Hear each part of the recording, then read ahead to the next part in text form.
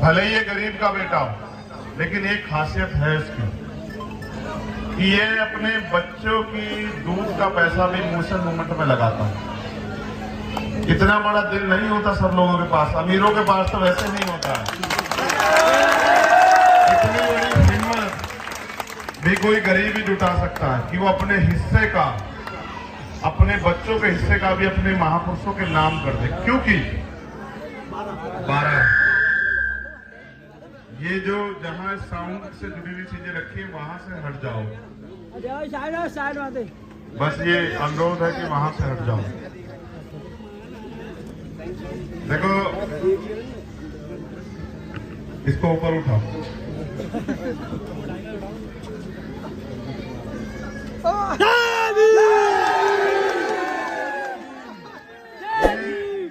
रंजीत है, आपका अपना बच्चा, आपका अपना बेटा, आपका अपना भाई।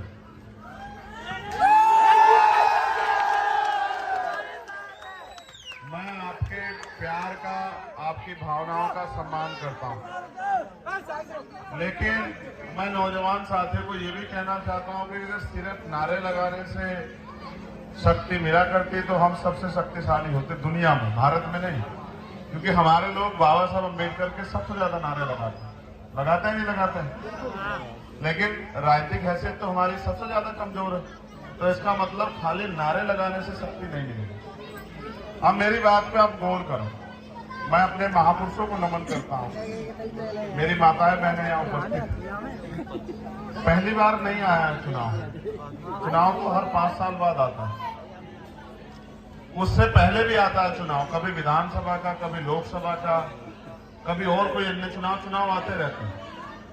लेकिन चुनाव इसलिए आते हैं कि जनता के हाथ में शक्ति आती है कि जनता तय करे कि वो अपने क्षेत्र का नुमाइंदा, नेता कैसा चाहती है। मैं जहां तक रंजीत को जानता हूं, भले ही ये गरीब का बेटा हो, लेकिन एक खासियत है इसकी कि ये अपने बच्चों की दूध का पैसा भी मुंह से मुंह में लगाता है। इतना बड़ा दिल नहीं होता सब लोगों के पास, अमीरों के पास तो वैसे नहीं होता है। इतनी बड़ी हिम्मत भी कोई गरीब ही जुटा सकता है कि वो अपने हिस्से का, अपने बच्चों के हिस्से का भी अपने महापुरुषों के नाम कर दे। क्योंकि वो अपने महापुरुषों के संघर्ष को समझता है। याद करो, ये आगरा की धरती है। मैं तो आपका खून हूं, मेरा आपसे राजनीतिक रिश्ता नहीं है। आपने, सच है, अभी तक आपने मुझे राजनीतिक ताकत नहीं दी है, अभी तक आपने दूसरे लोगों को दी। अच्छी बात है, देनी भी चाहिए, मगर ये बताओ, जैसे उनको ताकत दी है तो मेरा कसूर क्या है? मैं भी तो आपका एक खून हूं। जब आप दूसरों को ताकत दे सकते हो तो अपने खून को क्यों नहीं दे सकते हो? बताओ।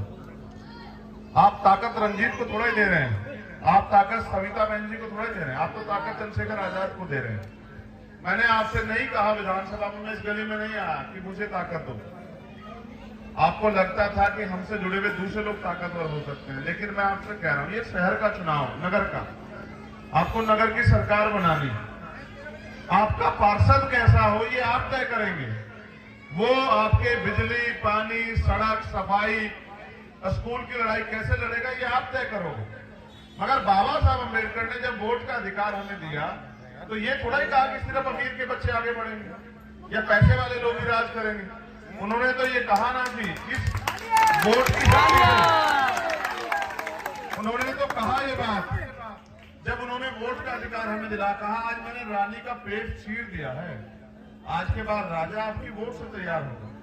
मैं नहीं आया आपके यहाँ कभी वोट मांगने, क्योंकि मैं तो आपका खून हूं, मैं तो लड़ूंगा जब तक जिंदगी रहेगी। लेकिन मेरा ये मानना है, जो आदमी अपनी मेहनत की कमाई से भी समाज के लिए योगदान करे, अगर उस आदमी को अवसर मिलेगा तो वो आपके लिए नहीं काम करके दिखाएगा। मैं बताऊं, अगर आपको ये लगता हो कि मैंने इतना सा भी संघर्ष किया इस लड़ाई को लड़ने के लिए, बाबा साहब के आंदोलन को चलाने के लिए, तो इस शहर की सरकार में मेरी हिस्सेदारी करवा देना। अपने वार्ड से 4 तारीख को केतली का बटन दबा देना पार्षद पे। इधर आपने पार्षद का बटन दबाया केतली का इधर अमीरों को झटका जोर का बड़े प्यार से लगेगा।